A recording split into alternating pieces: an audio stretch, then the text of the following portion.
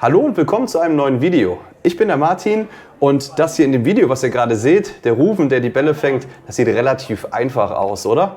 Für die Jüngsten stellt das aber meist eine große Herausforderung dar. Und mit dieser Methode kann man effektiv Koordinationsschulen und darum soll es heute gehen, Koordinationstraining für die Jüngsten mit diesem Ansatz. Ich wünsche euch viel Spaß.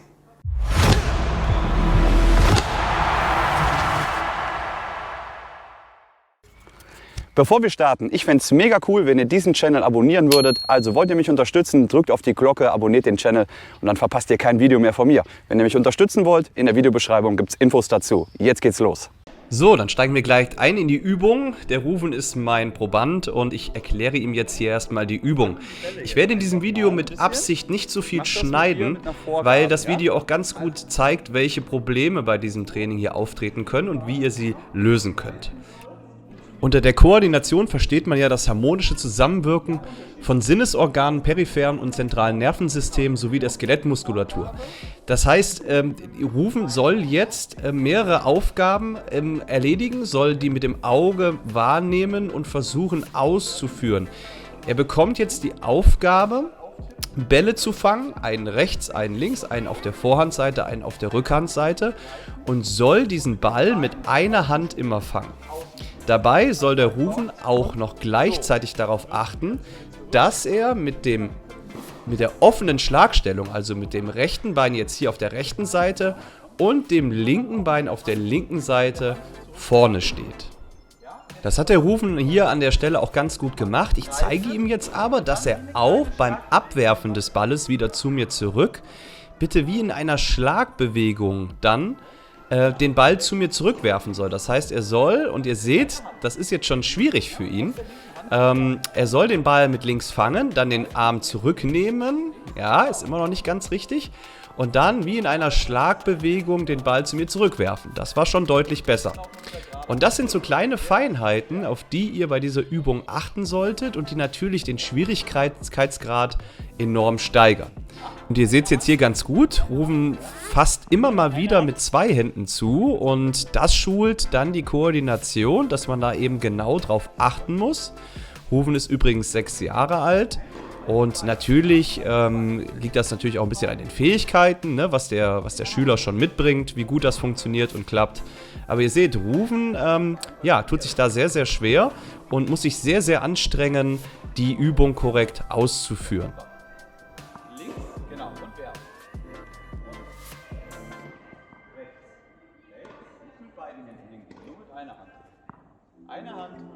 So, jetzt zünden wir die zweite Stufe. Jetzt wird es ein bisschen schwieriger für den Rufen. Jetzt soll er, ja, nicht nur immer links, rechts laufen, sondern die Bälle können jetzt überall hingeworfen werden vom Trainer. Was natürlich die Aufgabenstellung jetzt nochmal erschwert und vor allen Dingen hier weiterhin darauf achten, dass er richtig ausführt. Und man sieht jetzt hier, es wird immer wilder, ja. Das war okay. Wenn man jetzt das Ganze noch weiter verfeinern möchte, dann fällt uns natürlich auf, dass Rufen jetzt völlig falsch zum Ball hinarbeitet mit den Beinen. Also er läuft mit Sidesteps quasi die ganze Zeit. Und das ist natürlich was ich ihm jetzt hier zeigen muss. Natürlich laufen wir bei der offensiven Beinarbeit, also die Beinarbeit, die hingeht zum Ball, nicht mit Sidesteps an, ja, wie ein Pferd. Das zeige ich jetzt natürlich auch ein bisschen theatralisch, sondern wir laufen natürlich gerade hin und er soll mit Sidesteps wieder zurückarbeiten. Dann gucken wir mal, ob er das jetzt hinbekommt. Ja, ist schon mal hingelaufen, arbeitet mit Sidesteps zurück, läuft jetzt gerade hin. Jawohl, das war sehr gut.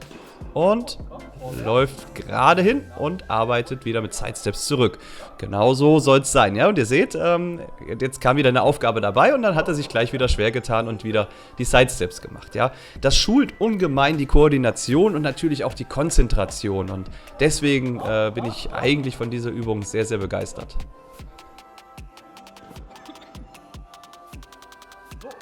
Und auch diese Übung ist noch weiter steigerbar, denn jetzt gibt es für den Rufen eine weitere Aufgabe, nämlich, wenn ich jetzt rufe Luft, soll Rufen den Ball aus der Luft fangen und zu mir zurückwerfen. Also schauen wir mal, was er macht. Ja, das hat er da super gelöst. Euch fällt aber jetzt mit Sicherheit auch auf, dass mit dieser weiteren Aufgabenstellung natürlich diese anderen Sachen, die wir vorher gemacht haben, ja, immer wieder noch vernachlässigt werden. Jetzt läuft er wieder mit Sidesteps an und so weiter. Das heißt natürlich, je mehr Aufgaben ihr dem Kind gebt, desto ja, schwieriger ist es natürlich, das, was man vorher gemacht hat, auch beizubehalten. Das ist ganz klar, denn natürlich müssen sich die ganzen Abläufe erstmal einspielen und automatisieren. So, Rufen zieht die Jacke aus, denn er weiß, jetzt wird es anstrengend. Denn jetzt nehmen wir mal das Hütchen weg und jetzt geht der Fokus ganz klar auf Reaktion. Natürlich auch noch Koordination, allerdings erlaube ich jetzt Rufen mit beiden Händen zu fangen, weil es doch jetzt sehr, sehr schnell werden wird. Und natürlich könnt ihr je nach, nicht Qualifikation, aber je nach Stärke, je nach Talent des Kindes natürlich auch hier noch Bälle mit einer Hand fangen lassen. Das ist natürlich euch überlassen, das müsst ihr so ein bisschen schauen. Wenn ich jetzt hier dem Rufen sagen würde, er müsste mit einer Hand fangen, ja, so wie er es jetzt hier macht, dann wird das auf Dauer immer ungenauer. Und deswegen habe ich es ihm hier einfach freigestellt. Und ja, im nächsten Step müsste man ihn dann hier auch mit einer Hand wieder fangen lassen. So, Ziel ist es jetzt hier zu reagieren, also sicher zu fangen. Und der Trainer hat jetzt die Aufgabe ordentlich zu verteilen, auch die Aufgabe noch als machbar hinzugestalten. Und ihr seht auch an Rufens Blick, er hat unheimlich Freude dabei. Und das ist eine Übung, die wirklich mega Spaß macht. Und die kann man natürlich dann auch erweitern. Und das zeige ich euch jetzt. Man könnte jetzt zum Beispiel eine Wettkampfform daraus machen und sagen, versuche eine Serie zu starten und versuche 10 Bälle durchzuhalten, ja, ohne den Ball fallen zu lassen. Jetzt hat Rufen hier in dem Fall nur 4 geschafft und dann könnte man einen kleinen Wettbewerb machen gegen den Trainer. Das würde das Ganze natürlich nochmal so ein bisschen Richtung Competition lenken und für noch mehr Spannung sorgen.